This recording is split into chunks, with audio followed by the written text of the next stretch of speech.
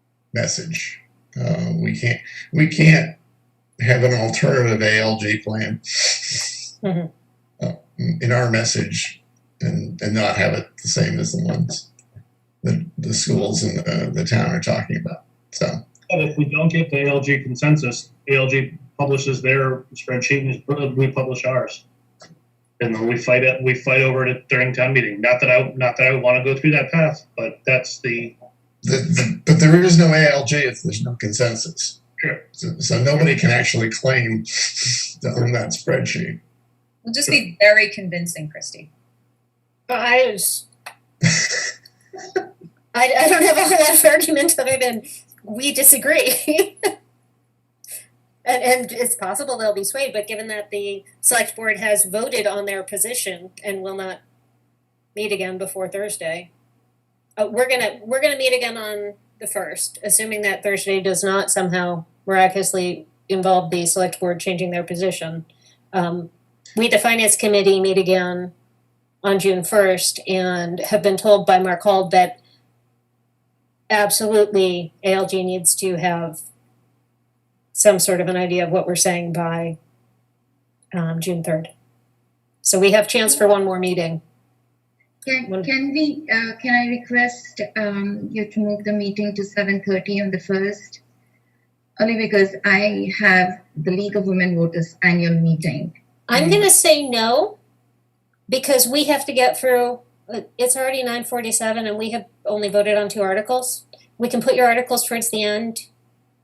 Okay, then I will probably come in late and I might not get a chance to vote on the other articles. Maybe we could try to do the warrant a little out of order and get some more no-brainer articles up front, Sahana, so you don't miss any of the obvious. Okay. And if there are any you particularly care about, we can hold off on those as late as possible. I can't think right now. I can't think in general right now. Christy, on Thursday, just say,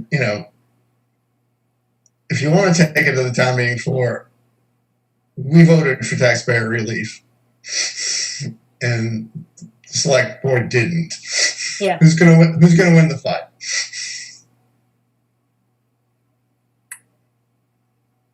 What was that, Mike? We are? Yeah. Okay. I'm just saying we're not going to get consensus on Thursday. It's okay. You might be surprised. I don't think we should change our stance just to get consensus. I'm just telling you. You might be surprised. Okay. We'll see. All right. Does anyone have any warrant articles we can knock off? Clearly, the town budget is not going to happen. Mike. Minuteman budget. Minuteman. Wonderful. Adam, do you have our list? I have the list, and I have reconciled it, old list versus new list.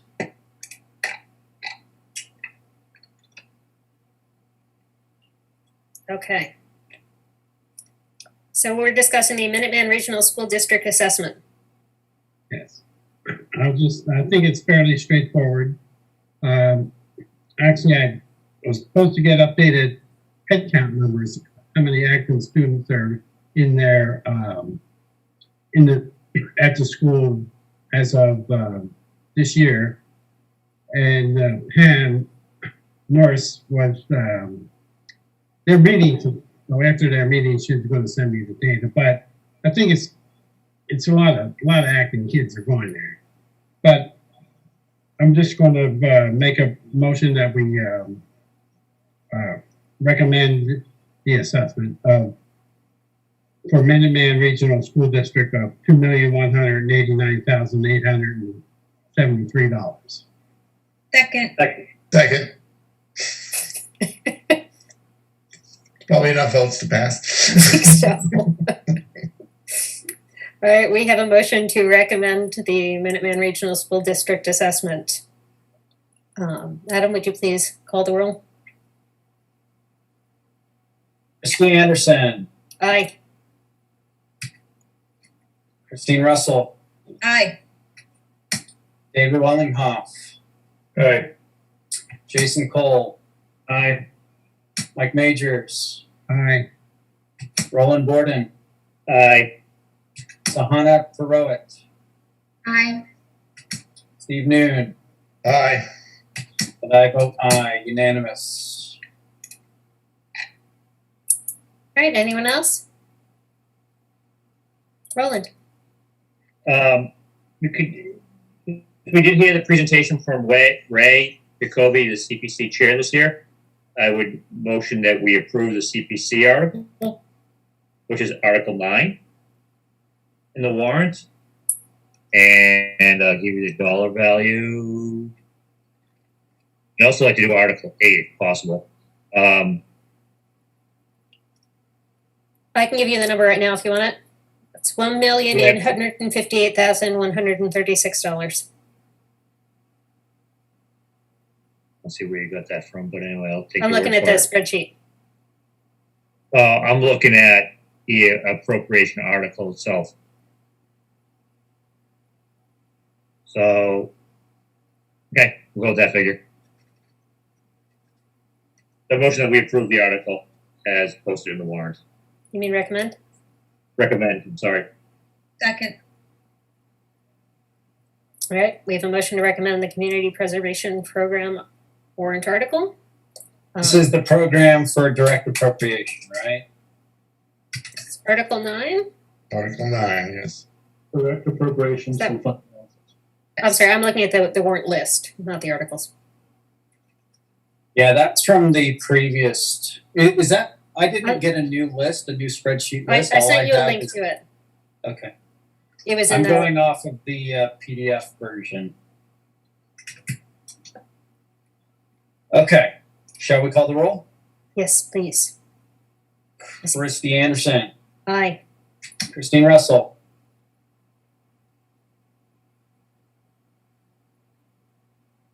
I'm trying, sorry. I just couldn't unmute. Dave Wellinghoff, Just to be clear, we're talking about Article 9, just the Art- general CPC program article. Yes. correct. Aye. Jason Cole, Aye. Mike Majors, Aye. Roland Gordon, Aye. Sahana Perowit, Aye.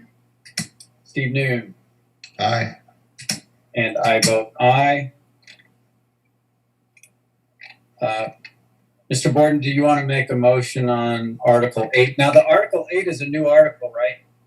Yeah, Christine? so what Article 8 is going to be a preservation restriction on the Stonefield Farm land. So we're not acquiring the land, we'll be able to place a restriction on it. And now it does have a cost of $1.23 million. It is 51 plus acres of real estate. I think it's 51 and a half or something. It's a lot of land, 51.5 acres. So you can imagine if it's in South Acton, if anybody's familiar with this, on the corner of Martin Street and Stowe Street. It's catty Would be corner to great. Jones Field, right? Yeah, correct. Yes, across the street. Town bought some of the land previously that we use at where the rail trail goes in with its parking, etc. So with 51 plus acres, you can imagine what could be done with that property in terms of housing that would absolutely impact the schools. You could do single family, big homes. You could do, condos. And so my motion is that we approve this article for the benefits that it will provide to the town in the future. We recommend this article. Sorry. Second. Any bad dams? Any sinkholes? Any, have we done our due diligence on this one, or have we find ourselves in a pit, picking a poke? Yeah, no, this one's been batted around for. Yeah, we're not buying the land. We're not buying the land. We're not owning the land. We're just getting a restriction on it so that it cannot be developed. So, And that costs us money? yeah, because the owners could sell that outright right now. 51 acres, what would that go for? Get a lot of money. It could be a big impact to the schools. that land is definitely developed. Great chunk of land, and the owners really want to see that so that farming will be continued. They've done it for generations on that site, and you know, Who does the money go to? the money would come from the CPC set-aside side fund. Where does it go? Open space. Yeah, and who does it go to? It would be Landowners. yeah, go to the landowners who own the property right now, and it's filed with this Commonwealth, so it can never be developed. It's in perpetuity. Perpetuity. Nobody can ever develop it. It always has to be agricultural, no matter what. Correct. So the Boston is so the property is being purchased by South Acton, associated with the purchase of the property by the Boston Area Gleaners, which I believe is a nonprofit organization that deals with food rescue and hunger relief organizations. So that land, well, the agricultural preservation restriction and it's also conservation restriction, preserve it in perpetuity, approximately 28 acres of the farm for agricultural use. It also preserves in perpetuity approximately 23 acres of farm for conservation purposes. Support agriculture, sustainable agriculture and hunger relief organizations in the region.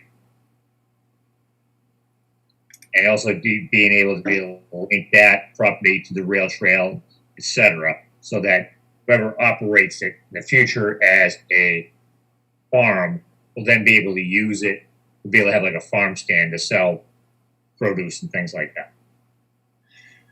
So I guess my only question would be, what's the direct benefit to the town for what's the cost? 1.3 million? 1.23. Direct benefit is not putting 50 large homes on the parcel. Or would be increased tax base, but also condos. increased. What? Sorry, I cut you off wrong. No, you could probably do a development there, put 250 condos in there. Adam, houses cost more if they put kids in the schools than we get back in taxes from them. Right. Got it. So Roland has made the motion to approve the new article number 8. Recommend. Acquisition Stonefield, and somebody already seconded it? That was me, Christine. Adam, the word is recommend because there's different words. Oh, I keep putting the wrong word in here. Approve. Changed. You'll still move. You'll get the hang of it. Right.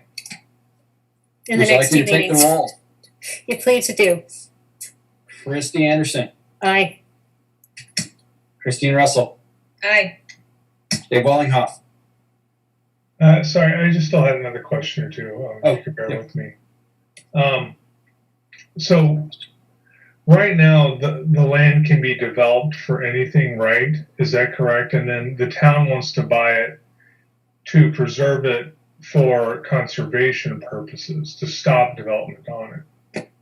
Well, the town is not going to buy it. The town's going to have. I mean, buy a property interest in it. I'm sorry, as Nina explained. Yes, if the owners decided right now that they want to sell it on the open market, because it is in agriculture, the town has first right of refusal. Now, what that property be appraised at, and everything else is still up to debate. And then the town says, well, we can't afford that. We don't go forward with it. They sell to the highest big developer. And the next thing you know is we're impacting our schools and we need more schools and et cetera. But that's also impacting groundwater and things like that. Yeah, I mean, I almost want to know more about it. I mean, I hate to say that. I know it's a little bit late for making a motion now. So, I'm going to abstain for the vote right now. Thank you. Jason Cole, Aye. Mike Majors, Aye. Roland Gordon, Aye. Sahana Perot, Aye. Steve Noon, Aye. and I vote aye.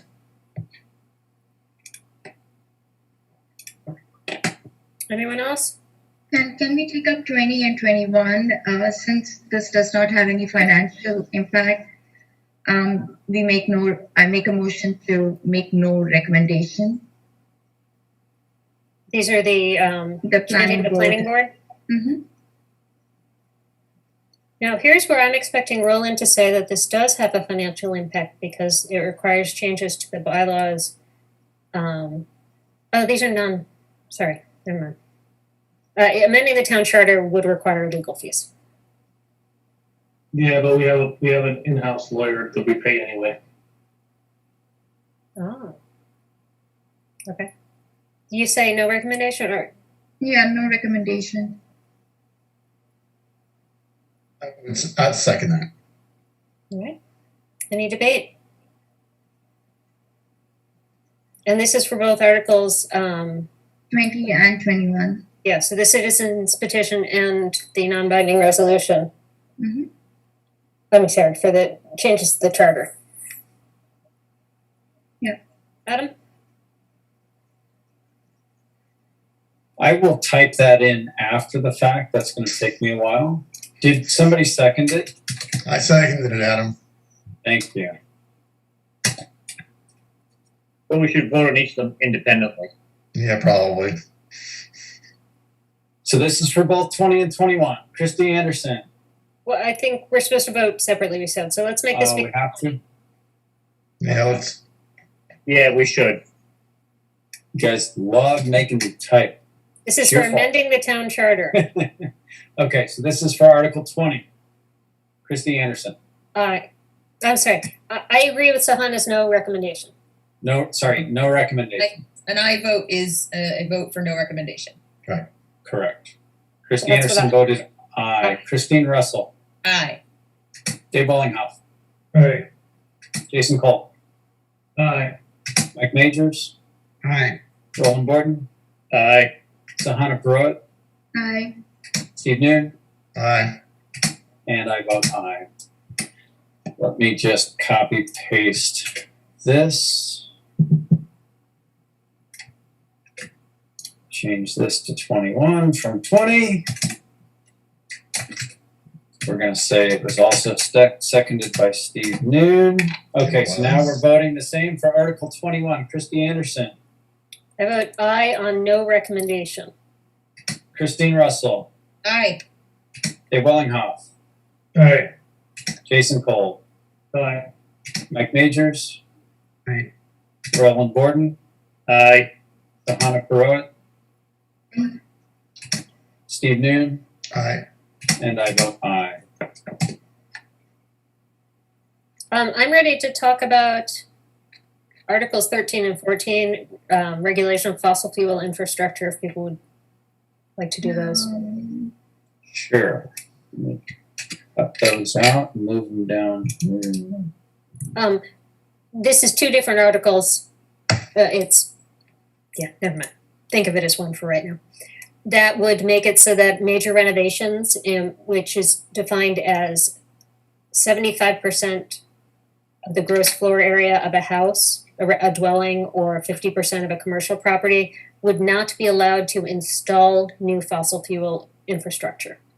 So, as I was discussing with a friend recently, she could not put in a new line for a gas stove, if that's what she wanted. They're trying to make it so that you're not going to make a big house and then put in a new gas furnace or oil furnace to support that. This is in line with the general concept of, I can't remember what the wording is, but the town meeting voted on the response to the climate emergency. This is a change to the, not building codes, but you would not be able to get a building permit to do a project like that without getting a waiver from the building commissioner, who is appointed by the town manager. So that one person has say on whether something's allowed to happen. There are guidelines on how that decision is made, meaning that if it is economically infeasible to do the project, then it's easier to get a waiver. There are ways that the cost is taken into account. I'm unclear, frankly, on the financial implications of this. Well, I think there is a financial implication on this. If we pass this, then we are degrading owners' rights in the town. Now, an argument can be made that we're not degrading them by very much because the 75% is a fairly high threshold, but we are degrading owners' rights in the town, which has a direct bearing on resale values, resale prices.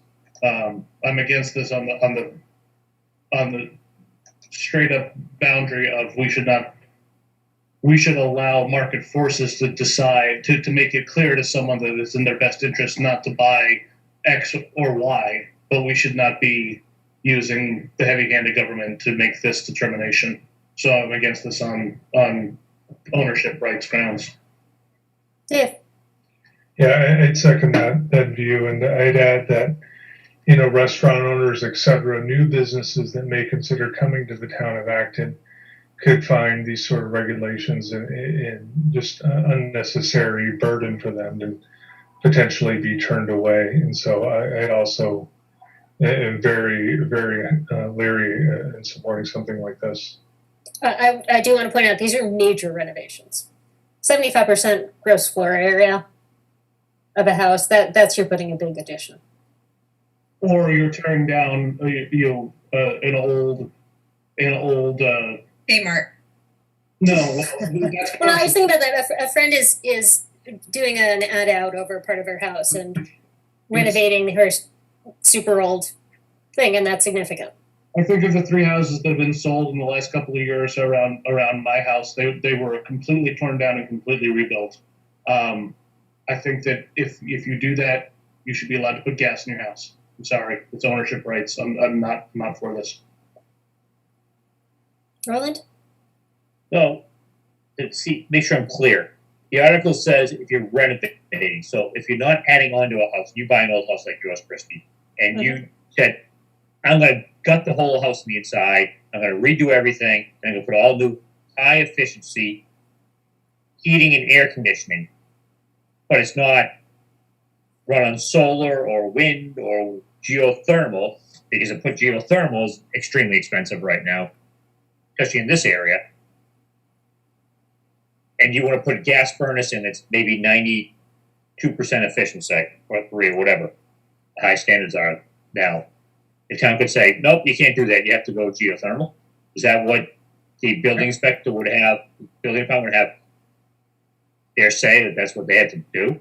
Like to put a split system in or something? Presumably that would fall under, you could get a waiver. That's clearly within what the people who wrote the law would want you to be able to put in your high efficiency, but straight letter of the law, yeah. You'd have to go for a waiver. Yeah, I that's just making it so erroneous on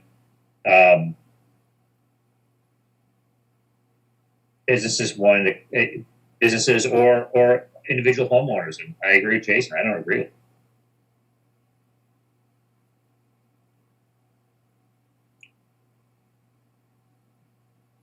Did I see your hand wave, Steve? Mike, that's whose hand it was. Yeah, I'm saying, when you talk about fossil fuels, you're talking about oil, you're talking about gas. They haven't talked about what will take its place. We haven't found a good substitute for oil in terms of availability and in terms of fitness for purpose. And although there is just a limited number of a finite amount of oil, it is very plentiful, and the technology to extract it continues to improve, making it even more economical to produce and use. The same largely is true for natural gas. So, the transition to an all renewable energy system is not a simple task. And, they're just saying, well, we'll make it so, or say it so we'll make it so. And it's not that easy. And I also agree with Jason, it's sort of an owner's right. I don't think they have the right to tell me what kind of energy I can use, especially and not considering market factors. No matter how you look at it, all energy comes from the sun, whether it's oil, whether it's coal, whether it's solar, whether it's wind. So I vote no. On a purely, I need to be able to stand up at town meeting and give a purely financial reason for why it sounds like we're heading in a don't support this, don't recommend this. This could limit. Impact on house values, period. Do you want to get, I think this article is by Jim Snyder Grant. Do you want him to come and talk to us next week? I have spoken to him some Okay. already about this. Christine? It probably puts an undue tax burden on those who make less money in town. It adds another complication to businesses coming to town, and it potentially reduces home values because of the restriction. It affects renovations and new building, and I think those are. What is the undue tax burden? I said tax burden. I meant an undue burden, an undue cost, an unexpected cost that they might not found in the next town over. If we're trying to attract businesses who are going to come in and renovate. And it makes us, from a financial point of view, it makes us less competitive with neighboring towns like Littleton, Westford, Maynard. Anything that adds a barrier to entry. Technology will make natural resources, cleaner energy cheaper. It just will. But until it does, I don't think we should force this down our people's throats. What they said. So we're saying less competitive to building and renovation compared to other towns, which hurts our tax base. Yeah. And home prices.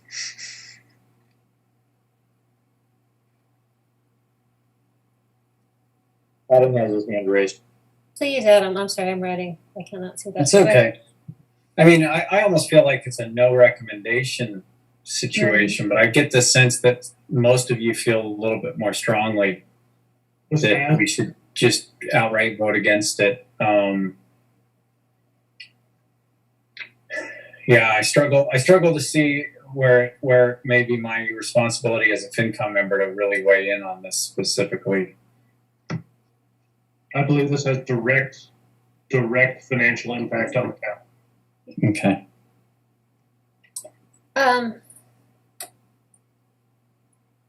There are people who will pay for fuel efficient,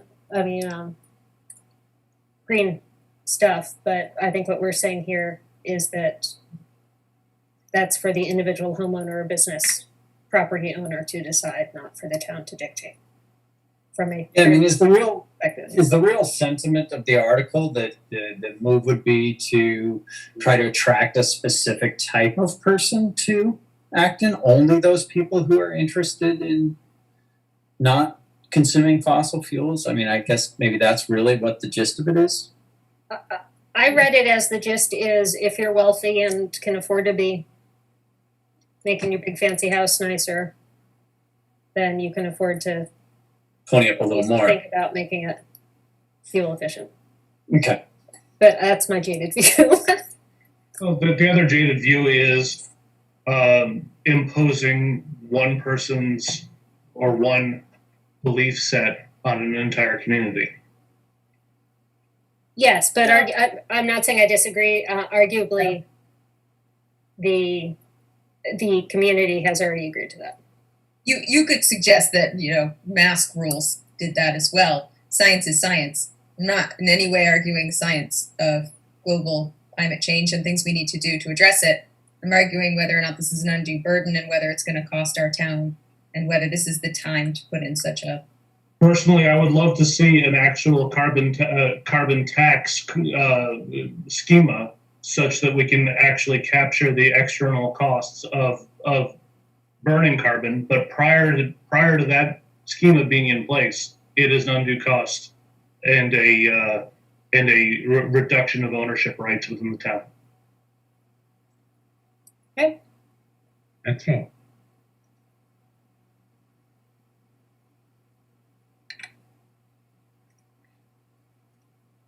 Want to make a motion? I'm trying to decide about that because I don't fully agree that this is something we should be weighing in on. But I know I'm not at all in the majority on this. You So- can make a no recommendation motion and see if it passes. I was just going to let you make a motion that I didn't agree with, and I'll vote no, and then I can say yes. I'll stand up and give a good speech about what you all wanted. Jason, would you make a motion? I move that we do not recommend this article. Do we have a Second. second? Which article specifically? Article 13, amend the general bylaws, regulation of fossil fuels infrastructure. I'll second. All right, Adam? Well, we gotta Christy discuss it. Anderson. I'm sorry, discussion. Oh, There's Doesn't the next one fall in place? Because I don't believe we have, the select board has the authority to do this. If this one fails, the next one is Will be unnecessary. Passed over, okay. All right, that's all. Okay? Christy Adam? Anderson. Nay. We're voting to not recommend. We are voting Kristen to, Russell. yes. Aye. Dave Wellinghoff. Aye. Jason Cole. Aye. Mike Majors. Aye, and just for the record, the EDC is generally against it as well. Roland Gordon. Aye. Sahana Perot. Nay. Steve Noon. Aye. And I will vote aye. Right? So we're I saying could we also just add my pet peeve is when there's no summary with these articles. yeah. And that was a confusing one. Article 14 is about the town taking that to the Mass General Court and making it into legislation. As I said, this article is unnecessary if the previous article does not pass. So if we make Is there a reason why they didn't do that before? Or do they have to amend? I don't know. I'm Seems to sorry, I me didn't to- ask that one. Would you like me to research that further?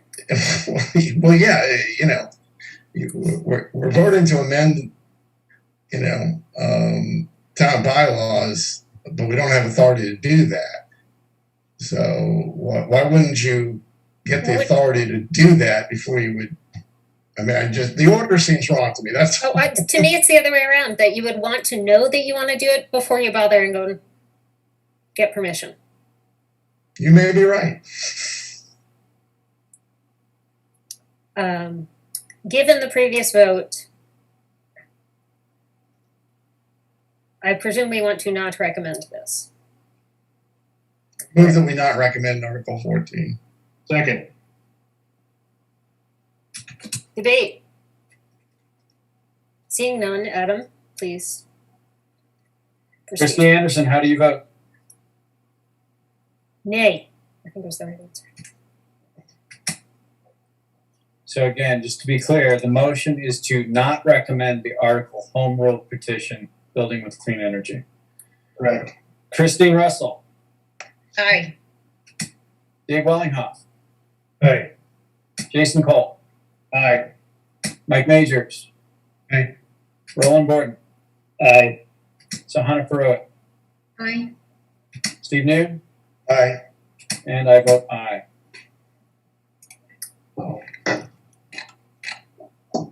We can do my last one if you want. It's budget transfer, Article 26. Motion to recommend. This is one of the, like, if there's anything that needs to be transferred in the budget, we give them permission to do it. Second, Okay? Okay, hang on. I'm behind here on my note taking. Don't worry, it passed unanimously. It should. This is number 26 budget transfer. The list is getting so long that I'm having to scroll back and forth between where I'm recording the vote and where the articles are written. Budget transfer. Who made the motion? Jason? No, Steve. No? Steve? Seconded. Seemed a long time ago. Be nice, Steve. Is there anybody who's going to vote nay? I think we have to vote anyhow. All right. Christy Anderson. Aye. Christine Russell. Aye. Dave Hollinghoff. Okay. Jason Cole. Aye. Mike Majors. Aye. Roland Borton. Aye. Sahana Pruitt. Aye. Steve Noon. Aye. And I vote aye. And just to be sure, Dave, I'm sorry, I'm doing this to you twice tonight. You did vote aye, correct? Aye. He's right to ask you, Dave. You're not very. I have a nice mic here. I clearly. Well, it's not your fault that aye and nay sound very similar. All right, what's next? Read one of these, Dave. Quickly? Yes. I could do Articles 17 and 24, even though we do not have language in the warrant yet. I did speak with the town manager in regards to those. Now, Steve, I've heard you in the past dislike voting on articles we don't have language for. What are we talking about? We are talking about the fleet lease agreement, and that'd be Article 17, and 24 is the revolving fund or other procedures to deposit vehicle trade-in proceeds. They kind of go together, which I don't know why they're not together in the warrant. Yeah, typically I don't like to vote on warrants that don't have language or numbers in them. Hold off. We'd hold off, it's fine with me. Okay. Is there any reason we couldn't vote the AB assessment though? Christine? Is there any chance that ALG is going to make any changes to the AB assessment? As Mr. Martin pointed out, it's pretty hard to do. They'd have to, the school committee would have to do it, and they've already approved it. I'm fine with. Well, I have a sense that some school committee members are going to ask that some of that money go to school Z&D. So I think it would be potentially rude Okay. to discount that opinion and vote at this point. Hopefully it'll be a quick vote next meeting. I'm prepared to start talking about 3 and 4. It'll be short. Do we have any feelings about letting Mr. Martin speak real quick? Oh. Only because he asked. Why not? He's still here. I think Mr. Barrett's asleep. Oh, he's awake. Mr. Martin? So we can't give any money to the, so first of all, it's illegal, right? Because after it's read, the budget's read twice to the school committee, it can't be increased, it can only be decreased. And the main reason for that is we can't give the school district money because that would require Boxborough to give them more money. And we cannot require Boxborough to give them more money. So it can't be increased. I'm pretty sure that that's the case. So it can only be decreased. It's an assessment. Giving them money would decrease. Giving them money from the town of Acton means that the town of Boxborough must also give them about 1/5 of that amount. Suppose we gave them, out of that $450, we gave them $300,000. They would have to give them $60,000. And Boxborough has already had their town meeting. And I don't believe it's legal after the budget's been read twice to the school committee. Makes sense. I did. Okay. Yes. Thank you. We can vote on it. We've had enough discussion. Does anybody have any questions about the school assessment? I move we recommend wait. Would you like me to read it? Yeah, read it, Christie's. I don't know what article number it is. It's Article 6 for $67,543,000 $1,928. Second. All right, any debate? Nope. Okay, Adam. Bear with me. Who made the motion? I did. With an assist from Christy, but Okay, and it was seconded by Jason. Here we go for the vote. This is to recommend. Christy Anderson, Aye. Christine Russell, I Dave Wellinghoff. Dave Wellinghoff. Aye. Jason Cole. Aye. Mike Majors. Aye. Roland Borden. Aye. Sahana Purohit. Aye. Steve Newton. Aye. And I vote aye. Anyone else? I think that's probably a good place to call it for me. Motion to adjourn. second. Second. Oh, hold on, pause. We're meeting next. Discuss. Not debatable. Oh, no. Wait. Yes. Pause. Do we need to vote it down? We have to review minutes. Oh yeah, we have. I May withdraw. 11th. I withdraw my second. I'll withdraw my motion then. Awesome. Okay, May 11th meeting minutes. Move to approve the meeting minutes of May 11th. Okay. Debate? Was I there? Doesn't matter. Beat 'em. All right, Adam. Christine Russell. Aye. No, sorry. Aye. Christy Anderson. Aye. Dave Wellinghoff. Aye. Jason Cole. Aye. Mike Majors. Aye. Roland Borden. Aye. Sahana Purohit. Aye. Steve Newton. Aye. And I vote aye. And I would like to ask the question about the April 6th meeting minutes. Mr. I'm Barrett? not sure that we have seen those. And I know that Mr. Barrett's still with us, I think.